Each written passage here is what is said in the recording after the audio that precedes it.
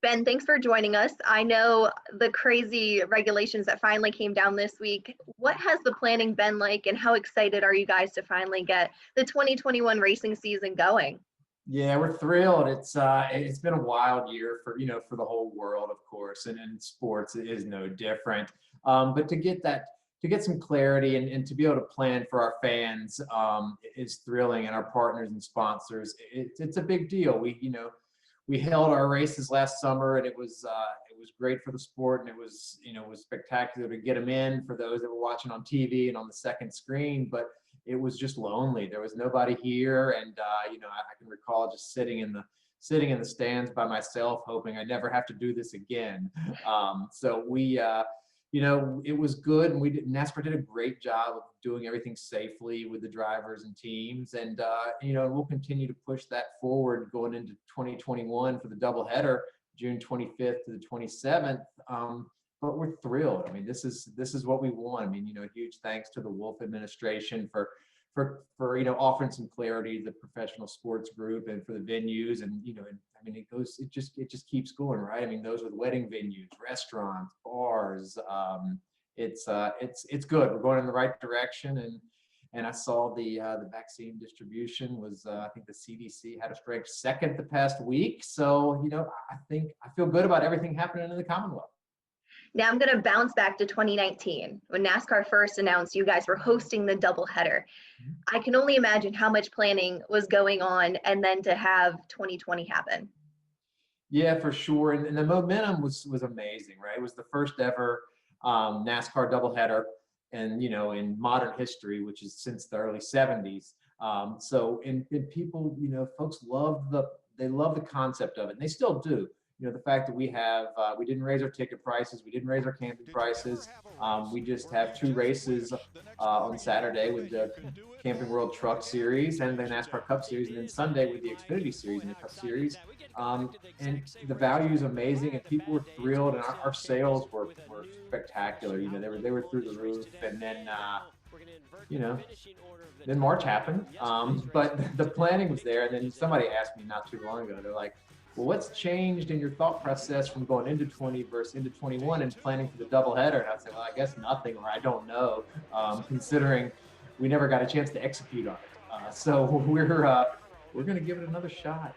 But folks still seem really excited, and I think the fact that we're an outdoor venue, and there's just a lot of comfort in coming to the beautiful Pocono Mountains and enjoying some NASCAR racing. And hopefully finally have that debut that people can see in person. Yes, absolutely. Absolutely. I have some videos on my phone of an empty racetrack that I keep wanting to delete because they make me sad, but I haven't yet. You guys need income to host these races. You guys only have one weekend that you look forward to.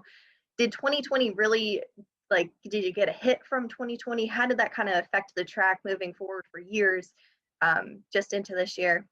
Yeah, of course. I mean, no question, right? Revenue, the loss of revenue was substantial, but it's thankfully we had some sponsors that worked with us, and we were able to retool a few things and deliver for Weiss Markets and General Tire and Chevrolet and Lehigh Valley Health Network. We have some great partners that have been with us forever. We've been with General Motors for over 20 years, and so.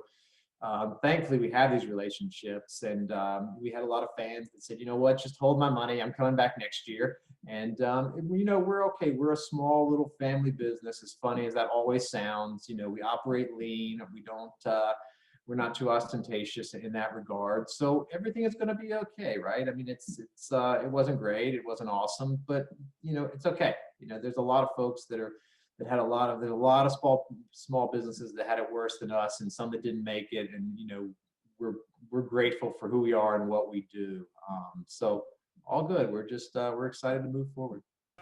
And in the new regulations, are you guys considered in the 50% outdoor? We are considered an outdoor facility.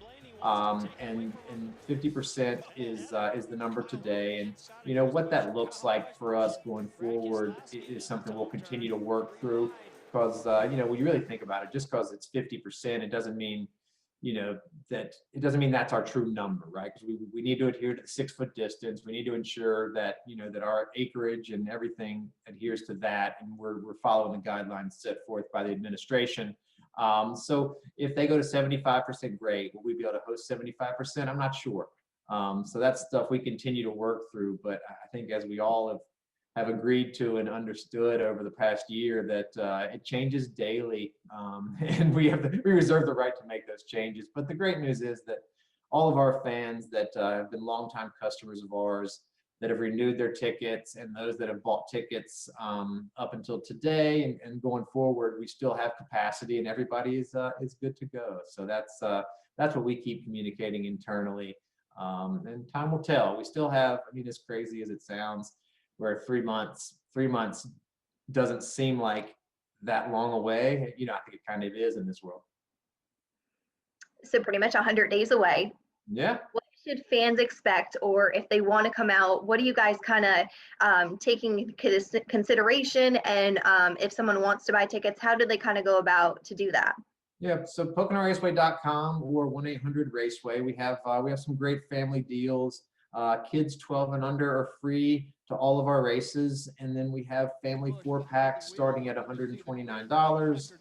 We have grandstand seats starting at $45, and then of course club level seats that are a little bit more around the $250 range. So we have some availability in actually all of our sections at the moment. And as far as what folks can expect, I think that'll continue to evolve. I mean, I always say it this way: if our race was this weekend, most certainly, there will be a mask mandate, and it'll be very similar to, I think, what you see at the Targets of the world, right? The ground decals, keep your distance, and things of that nature. So we'll dial this in as we get a little closer. To do it today and to kind of communicate that to the fans doesn't make a lot of sense, because I mean, obviously we have a change coming April 4th. I assume we'll have some more changes coming as the vaccinations roll out. So we do an excellent job internally of communicating with our fans via email and through our website, and that'll be the continued method for us. And of course, if folks want to call and talk through what's going on, please feel free. We're open Monday through Friday at this point. I feel like racing was really the turning point last year, even though Pennsylvania was a little late to the game to say, hey, we could have these major sporting events. But how do you think NASCAR in itself was able to really gather the United States together and people being home? Yeah, they did an excellent job with the iRacing, and when that first iRacing event was on in March or April last year. It was amazing. It was on network television, and it was a big deal. And you missed sport. You didn't know what to do. You were confused, and you had your kids running around the house, and it was it was just a weird time. But NASCAR, on some level, it was just well suited to continue and to pick back up when the pandemic, when we got some clarity.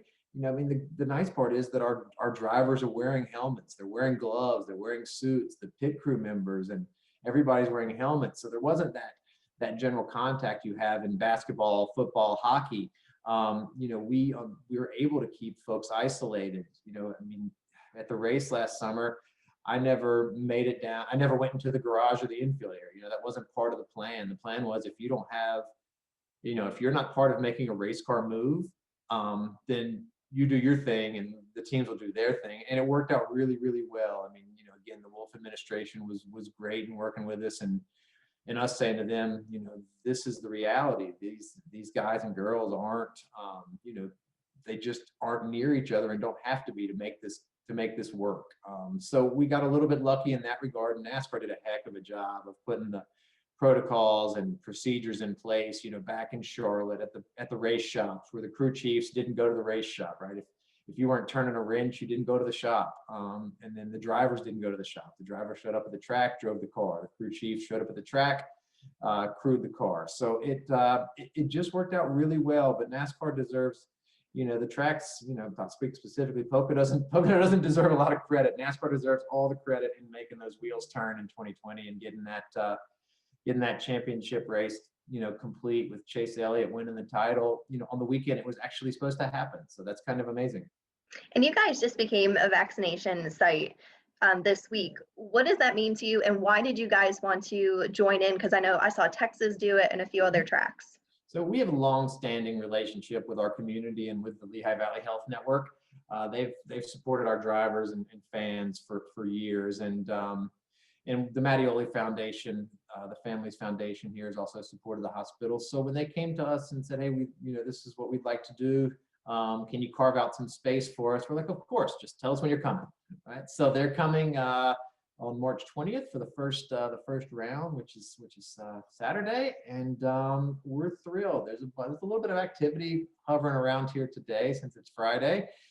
So we're thrilled to be a part of it. And if they say they want to do it 5 days a week, 7 days a week, 3 days a week, we're all theirs. You guys are 100 days out. Just yourself, how excited? It's exciting. It's you get to this point where you hit this 100 days and you realize how much work there is to do to put on the show and make sure people have a good time, because that's really our goal. What happens on the racetrack and what happens with the race cars is not something that we control. What we like to do is make sure that folks that chose to come to Pocono and spend their hard-earned money have a heck of a time. I mean, naturally, we all know that the experience is going to be a little bit different, but we're going to make the best of it. We're still going to have our fireworks show Saturday night. Right? We still are going to have displays and companies activating in our midway and in our fan zone. So the elements that you come to appreciate from NASCAR that don't exist maybe at baseball or football will still be there. Will they be a little bit tamer? Probably so. But I think folks expect and understand that. Knowing that come 2022 we'll be back full speed. And it is crunch time. So how much do you still need to get done? How much more planning do you guys have? The snow is finally gone. So when you have to do everything, right? You have to, right?